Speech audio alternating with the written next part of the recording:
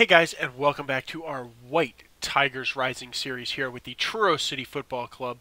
We are here in the middle of September in League 2, and as you'll see from the table, we've powered through to a really good start to the league. We are 13 points in 7th on our goal difference, 3 points off the top, 2 points out of an automatic promotion spot, and 11 above the drop. So a really, really good start for the squad here. I've been really happy. We're scoring some goals.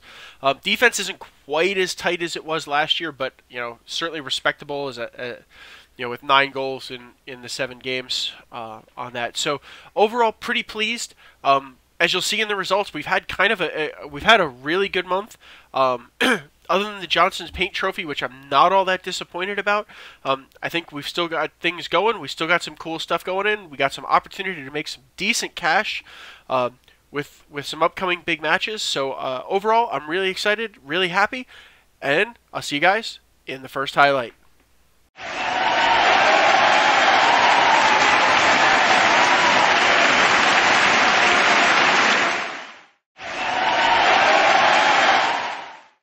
Okay guys, so this was the Capital One Cup second round on the road at Premier League leading at the time Derby County, and the mighty White Tigers win.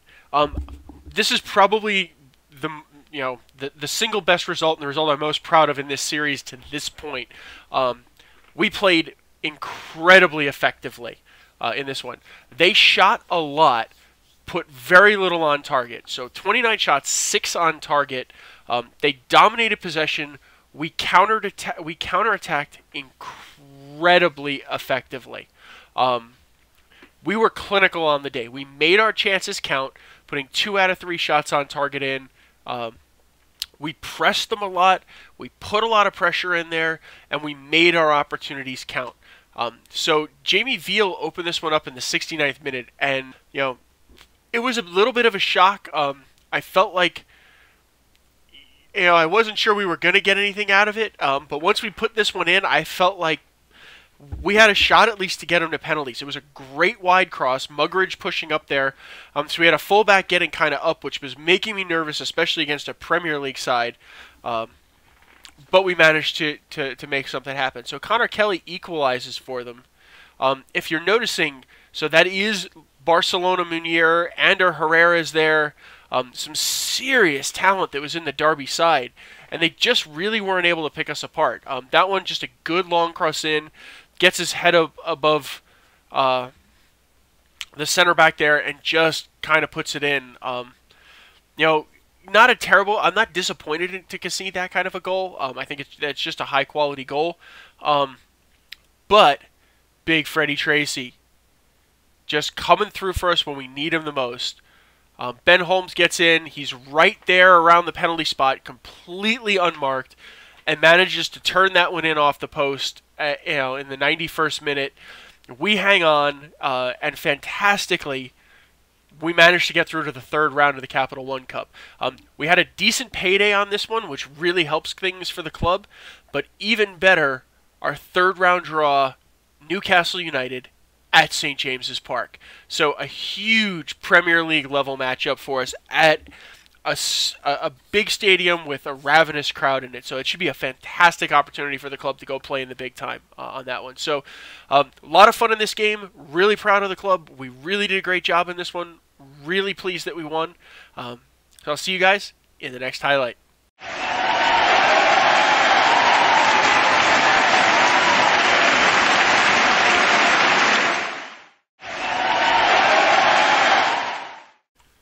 Okay, guys, so back in league play, we are away at Gillingham in this one. A much more even game. A lot of long shooting, not a lot going on. Pretty clean overall. Not a real physical game on this one. All the scoring happened within 3 minutes from start to finish, which was sort of pretty amazing. But we got the better of it. I don't know. I think I call it a little more smash and grab as opposed to a well-deserved, well-earned victory for us here. I think a draw was probably a fairer result, if anything else. I don't think we deserve to lose, but Gillingham opened the score in it here. Again, corner vulnerability. Cornell at least got his hands on it. I think the better aerial ability, he got something on it, but unfortunately, just a guy that's marked. It's the first corner goal we've conceded all season. So, okay, not so bad on that front, but a little disappointed, to say the least. But Keshi Anderson gets us right back into the game. Again, another set piece. Mugridge is out wide. Tracy can't, kind of can't get to it. It gets cleared out. Holmes puts it back in, and the shortest man with the worst heading ability in our striking core knocks that one into the back. So a good result. Again, a good, strong set piece there from us proves effective. And then we kind of hit him in open play. So Anderson and Phipp connecting really nicely.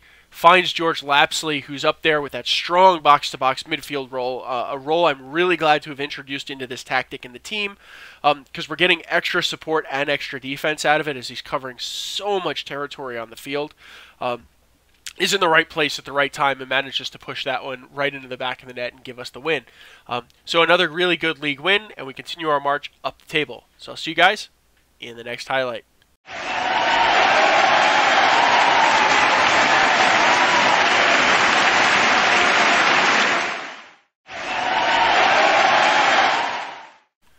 Okay, guys, so this was the Johnson's Paint Trophy first round against Yeovil.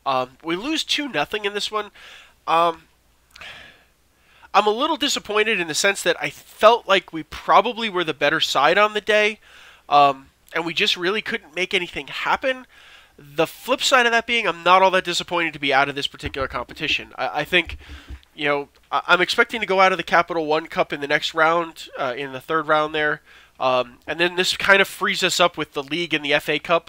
Like I said, my goal is really to try and get to the third round of the FA Cup, to get another Premier League level game, or at least hope for a Premier League level road game, so that we can swallow up some more cash to kind of help the team, help the club, and potentially make some investments, especially in youth and things like that. Since I think we're going to have some time before we march up to the top, so I think we have some time to make those kind of significant longer-term investments.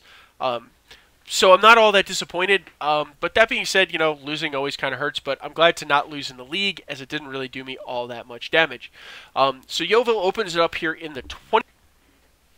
Another set piece just gets right out in front, and we get kind of dinged by the set piece there. So, two set pieces, one corner, one of those to kind of open up this block.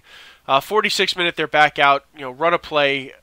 Again, they get it out wide nicely. Just a really good cross. He manages to get away from the fullback and manage to put that in. So again, fullbacks are sort of the weakness in the squad here, which is a little upsetting, but we'll continue to put our attention on that and see what we can do to improve things going forward there. So that's it for this one, guys. So we're out of the Johnson's Paint Trophy. But like I said, not all that disappointed given what our aims are and what we're trying to do this season. So I'll see you guys in the next highlight.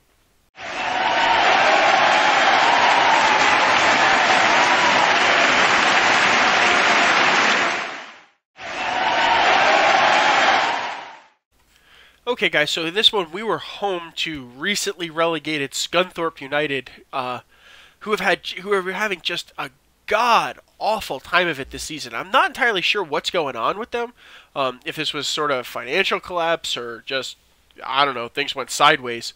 But they had, at this point playing in it, they had not picked up any points in the league so far, and we were happy to oblige them continuing that streak. So we dominated them in this one from how we played.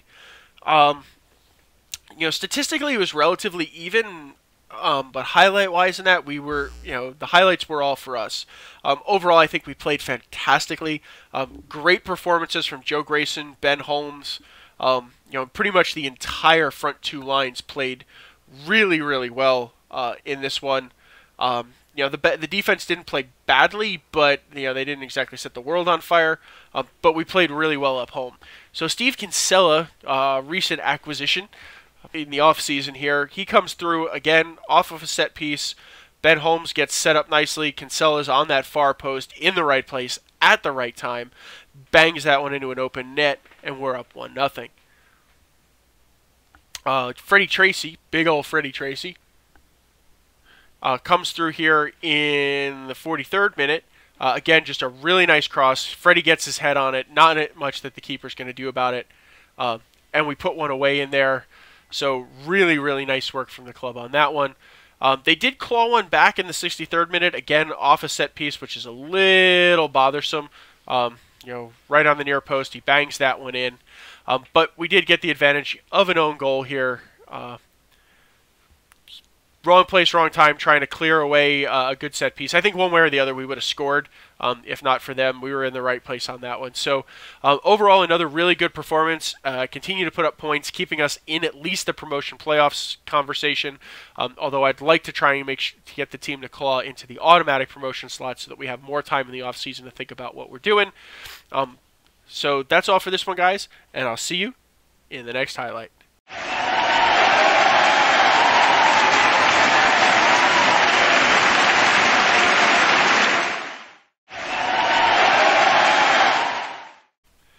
Okay, guys, so we're back here for the feature match, and once again, our extreme luck continues.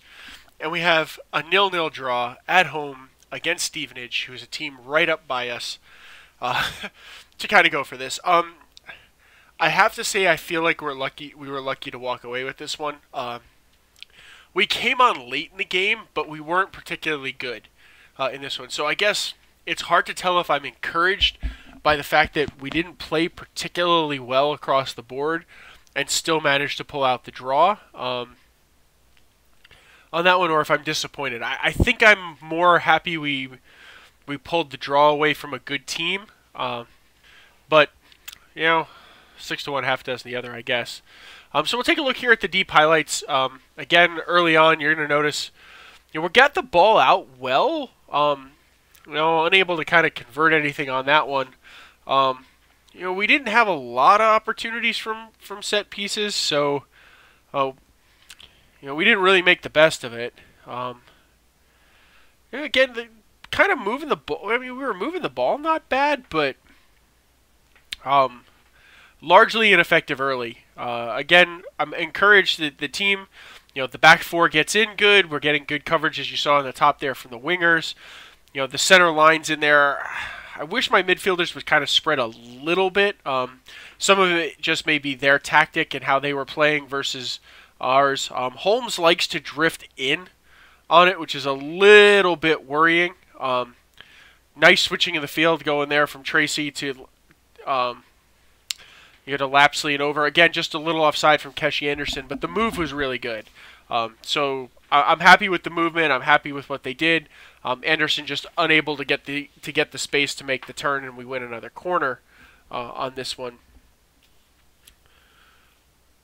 Again, just in there, a nice one in, but offsides again there. So, two decent opportunities that went to offsides. Again, we get away on that set piece by the skin of our teeth on that one. So, a little disappointed with our what appears to be our vulnerability on set pieces. So, we have to kind of work on that one. Cornell coming up kind of huge there on a save that should have trickled into the net, but didn't. We're doing a better job of controlling dead ball, corner kicks, and getting them cleared. So the move, the tactical adjustments that we made there, and kind of pulling some players into that mid, top of the box type area seem to be paying off. Again, they're just unable to clear our lines and having to rely on Cornell coming up huge. Almost a disaster with the ball sort of ricocheting off our own guys there.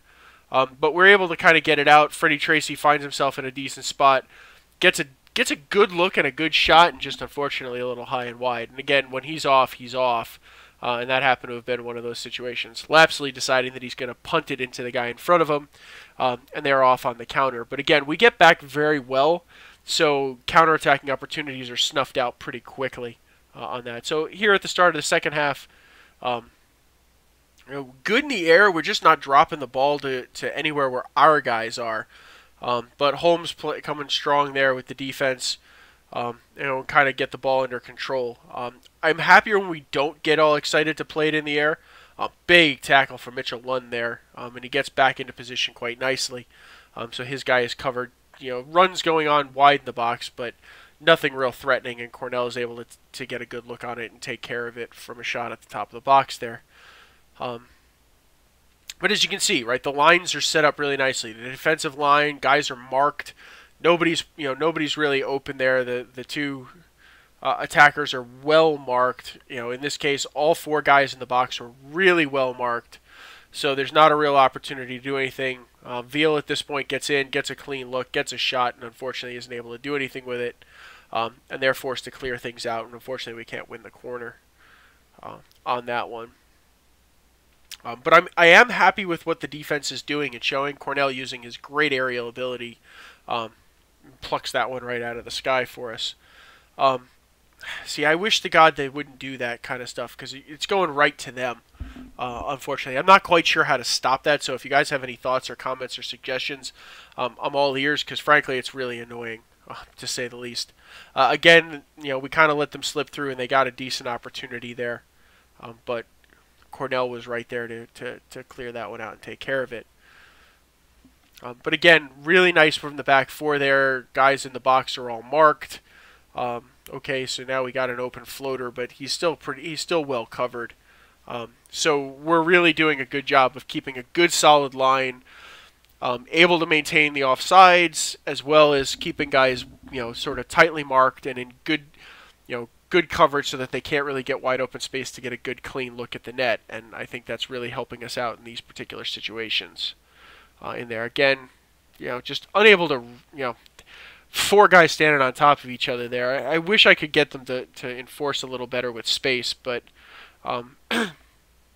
these guys were coming down the middle a lot, so we were trying to clog the middle. Veal again with a wide shot there, with nothing really doing. So they were coming down the middle, so we were trying to counter that, which I think led to a lot of the compression of the field. Unfortunately, Holmes had a perfect opportunity there and just unable to put it into the open net. I was a little nervous about getting into a situation where we widened the team out because I didn't want to create space in the middle that they could exploit. So they went compact and we kind of went compact again. Unfortunately, just unable to get a foot on it there. But a good opportunity. As you can see, we started to really kind of come on late, but we were sloppy between the crosses and the finishing.